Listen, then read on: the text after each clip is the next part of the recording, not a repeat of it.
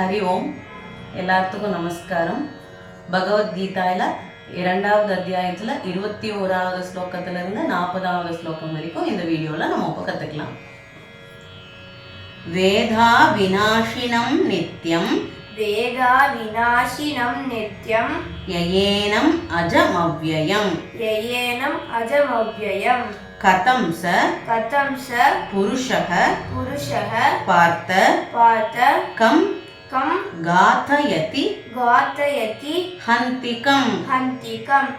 वेदा विनाशिनं नित्यं ययेनमजमव्ययं कथं स पुरुषः पार्थ कं घातयति हन्तिकम् वासांसि जीर्णानि यथा विहाय नवानि गृह्णाति नरोपराणि तथा शरीराणि विहाय जीर्णानि अन्यानि संयाति नवानि देहि वासांसि जीर्णानि यथा विहाय नवानि गृह्णाति नरोपराणि तथा शरीराणि विहाय जीर्णानि अन्यानि संयाति नवानि देहि नैनं चिन्धन्ति शस्त्राणि नैनं दहति पावकः न चैनं क्लेदयन्त्यापो न शोषयति मारुतः नैनं चिन्धन्ति शस्त्राणि नैनं दहति पावकः न चैनं क्लेदयन्त्यापो न शोषयति मारुतः अच्छेद्योऽयमदाह्योऽयम् अक्लेद्योषोष्य एव च नित्यः सर्वगतः स्थाणुः अचलोऽयं सनातनः अच्छेद्योऽयमदाह्योऽयम् अक्लेद्योषोष्य एव च नित्यः सर्वगतस्थाणुः अचलोऽयं सनातनः अव्यक्तोऽयमचिन्त्योऽयम् अविकार्योऽयमुच्यते तस्मादेवं विदित्वैनं नानुशोचितुमर्हसि अव्यक्तोऽयमचिन्त्योऽयम् अविकार्योऽयमुच्यते तस्मादेवं विदित्वैनं नानुशोचितुमर्हसि अथ चैनं नित्यजातं नित्यं वा मन्यसे मृतं तथापि त्वं महाबाहो नैवं शोचितुमर्हसि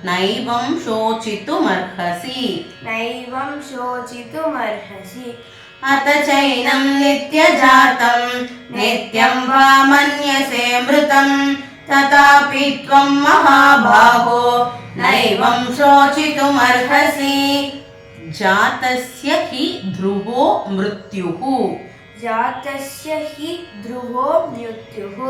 ध्रुवं जन्म मृतस्य च तस्माद् अपरिहार्येऽर्थे न त्वं शोचितुमर्हसि जातस्य हि ध्रुवो मृत्युः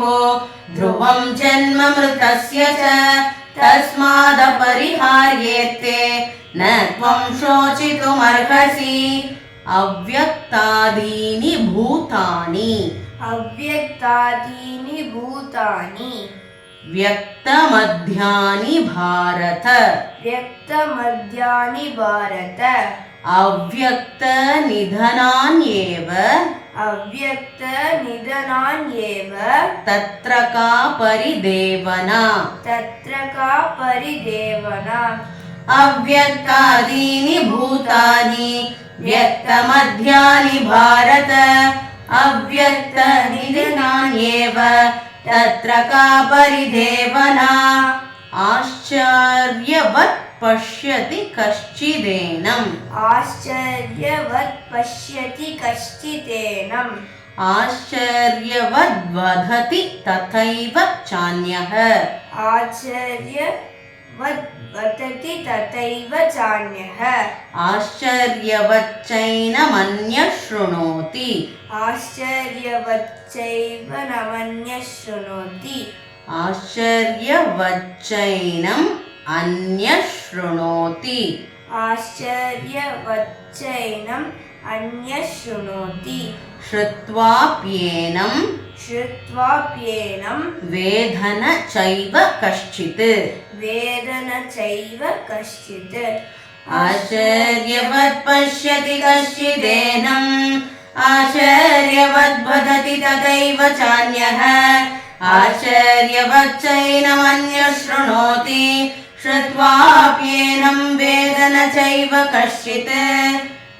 देहि नित्यमवध्योऽयम् देहि नित्यमवध्योऽयम् देहे सर्वस्य भारत देहे सर्वस्य भारत तस्मात् सर्वाणि भूतानि तस्मात् सर्वाणि भूतानि न त्वं शोचितुमर्हसि न त्वं शोचितुमर्हसि देहि नित्यमवध्योऽयम् देहे सर्वस्य भारत तस्मात् सर्वाणि भूतानि न त्वं शोचितुमर्हसि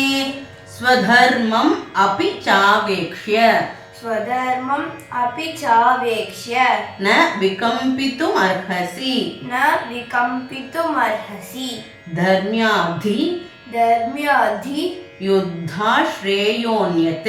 युद्धाश्रेयोऽन्यत् क्षत्रियस्य न विद्यते क्षत्रियस्य न विद्यते स्वधर्मम् अपि चावेक्ष्य न विकम्पितुमर्हसि धर्म्याद्धि युद्धाश्रेयोऽन्यत् क्षत्रियस्य न विद्यते यदृच्छया चोपपन्नम् यदृच्छया चोपपन्नम् स्वर्गद्वारमपावृतम् स्वर्गद्वारमपावृतम् सुखिनः सुखिनः क्षत्रियाः क्षत्रियाः पार्थ पार्थ लभन्ते लभन्ते युद्धमीदृशम् युद्धमीदृशम् यदृच्छया चोपपन्नम् स्वर्गद्वारमपावृतम् सुखिनः क्षत्रियाः पार्थ लभन्ते युद्धमीदृशम् अथ चेत् त्वमिमं धर्म्यम् अथ चेत् त्वमिमं धर्म्यं सङ्ग्रामं न करिष्यसि सङ्ग्रामं न करिष्यसि ततः ततः स्वधर्मं कीर्तिं च स्वधर्मं कीर्तिं च हित्वा पापमवाप्स्यसि हित्वा पापमवाप्स्यसि अथ चेत् त्वमिमं धर्म्यं सङ्ग्रामं न करिष्यसि ततः स्वधर्मं कीर्तिं च हित्वा पापमवाप्स्यसि अकीर्तिं चापि भूतानि अकीर्तिं चापि भूतानि कथयिष्यन्ति ते व्ययाम् कथयिष्यन्ति ते व्ययाम् सम्भावितस्य चाकीर्तिः सम्भावितस्य चाकीर्तिः मरणादतिरिच्यते मरणादतिरिच्यते अकीर्तिं चापि भूतानि कथयिष्यन्ति ते व्ययाम् सम्भावितस्य चाकीर्तिः मरणादतिरिच्यते भयाद्रणादुपरतम् भयाद्रणादुपरतम् मन्स्यन्ते त्वां महारथाः मन्स्यन्ते त्वां महारथाः येषां च त्वं बहुमतो येषां च त्वं बहुमतो भूत्वा यास्यसि लाघवम् भूत्वा यास्यसि लाघवम् भयाद्रनादु परतं मन्स्यन्ते त्वां महारथाः येषां च त्वं बहुमतो भूत्वा यास्यसि लाघवम् अवाच्य बाधांश्च बहून् अवाच्य वादांश्च बहून् वदिष्यन्ति तवाहिताः वदिष्यन्ति तवाहिताः निन्दन्तस्तव सामर्थ्यं निन्दन्तस्तव सामर्थ्यं ततो दुःखतरं नु किम् ततो दुःखतरं नु किम् अवाच बाधांश्च बहून् वदिष्यन्ति तवाहिताः निन्दन्तस्तव सामर्थ्यं ततो दुःखतरं नु किम् हतो वा प्राप्स्यसि स्वर्गम् हतो वा प्राप्स्यसि स्वर्गम् जित्वा वा मोक्ष्यसे महीम् जित्वा वा भोक्ष्यसे महीम् तस्मात् उत्तिष्ठ कौन्तेय तस्मात् उत्तिष्ठ कौन्तेय युद्धाय युद्धाय कृतनिश्चयः कृतनिश्चयः हतो वा प्राप्स्यसि स्वर्गम् जित्वा वा भोक्ष्यसे महीम् तस्मात् उत्तिष्ठ कौन्तेय युद्धाय कृतनिश्चयः सुख दुःखे समे कृत्वा सुख दुःखे समे कृत्वा लाभालाभौ जयाजयौ लाभालाभौ जयाजयौ ततो युद्धाय युज्यस्व ततो युद्धाय युज्यस्व नैवं पापमवाप्स्यसि नैवं पापमवाप्स्यसि सुख दुःखे समे कृत्वा लाभालाभौ जयाजयौ ततो युद्धाय युज्यस्व नैवं पापमवाप्स्यसि येषा येषा ते विहिता सांख्ये ते विहिता सांख्ये बुद्धिर्योगे त्विमां शृणु बुद्धिर्योगे त्विमां शृणु बुद्ध्या युक्तो यया पार्थ बुद्ध्या युक्तो यया पार्थ कर्मबन्धं प्रहास्यसि कर्मबन्धं प्रहास्यसि येषा ते विहिता सांख्ये बुद्धिर्योगे त्विमां शृणु बुद्ध्या युक्तो यया पार्थ कर्मबन्धं प्रहास्यसि नेहाविक्रमनाशोऽस्ति नेहाविक्रमनाशोऽस्ति प्रत्यवायो न विद्यते प्रत्यवायो न विद्यते स्वल्पमप्यस्य धर्मस्य स्वल्पमप्यस्य धर्मस्य त्रायते महतो भयात् त्रायते महतो भयात् नेहाभिक्रमनाशोऽस्ति प्रत्यवायो न विद्यते स्वल्पमप्यस्य धर्मस्य त्रायते महतो भयात् இப்போ 21வது ஸ்லோகத்துல இருந்து 40வது ஸ்லோகம் வரைக்கும் தொடர்ச்சியா நம்ம பாராயணம் பண்ணலாம்.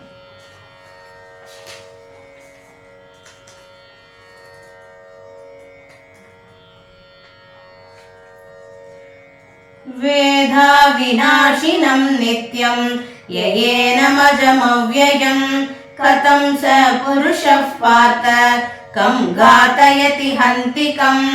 वासांसि जीर्णानि यथा विहाय नवानि गृह्णाति नरोपराणि तथा शरीराणि विहाय जीर्णानि अन्यानि संयाति नवानि देहि नैनं चिन्तन्ति शस्त्राणि नैनं दहति पावकः न चैनं क्लेदयन्त्यापो न शोषयति मारुतः अच्छेद्योऽयमदाह्योऽयम् अक्लेद्यो शोष्य एव च नित्यः सर्वगतस्थाणुः अचलोऽयं सनातनः अव्यक्तोऽयमचिन्त्योऽयम् अविकार्योऽयमुच्यते तस्मादेवं विदित्वैनं नानुशोचितुमर्हसि अथ चैनं नित्यजातं नित्यं वा मन्यसे मृतं तथापि त्वं महाबाहो नैवं शोचितुमर्हसि जातस्य हि ध्रुवो मृत्युः ध्रुवं जन्म मृतस्य च तस्मादपरिहार्येते न त्वं शोचितुमर्हसि अव्यक्तादीनि भूतानि व्यक्तमध्यानि भारत अव्यक्तनिधनान्येव तत्र का परिदेवना आश्चर्यवत् पश्यति कश्चिदेनम् आश्चर्यवद् वदति तथैव चान्यः आश्चर्यवच्चैनमन्यः शृणोति श्रुत्वाप्येनं वेद न चैव कश्चित् देहि नित्यमवध्योऽयं देहे सर्वस्य भारत तस्मात् सर्वाणि भूतानि न त्वं शोचितुमर्हसि स्वधर्मम् अपि चावेक्ष्य न विकम्पितुमर्हसि धर्म्याधियुद्धात् श्रेयोऽन्यत् क्षत्रियस्य न विद्यते यत्र चया चोपपन्नं स्वर्गद्वारमपावृतं सुखिनः क्षत्रियाः पार्थ लभन्ते युद्धमीदृशम् अथ चेत्त्वमिमं धर्म्यं सङ्ग्रामं न करिष्यसि ततः स्वधर्मं कीर्तिं च हेत्वा पापमवाप्स्यसि अकीर्तिं चाभिभूतानि कथयिष्यन्ति ते व्ययाम् सम्भावितस्य चाकीर्तिः मरणादतिरिच्यते भयाद्रणादुपरतं मन्स्यन्ते त्वां महारथाः येषां च त्वं बहुमतो भूत्वा यास्यसि लाघवम् अवाच्यवादांश्च बहून् वदिष्यन्ति तवाहिताः निन्दन्तस्तव सामर्थ्यं ततो दुःखतरं नु किम् हतो वा प्राप्स्यसि स्वर्गं जित्वा वा भोक्ष्यसे महीम् तस्मात् उत्तिष्ठ कौन्तेय युद्धाय कृतनिश्चयः सुखदुःखे समे कृत्वा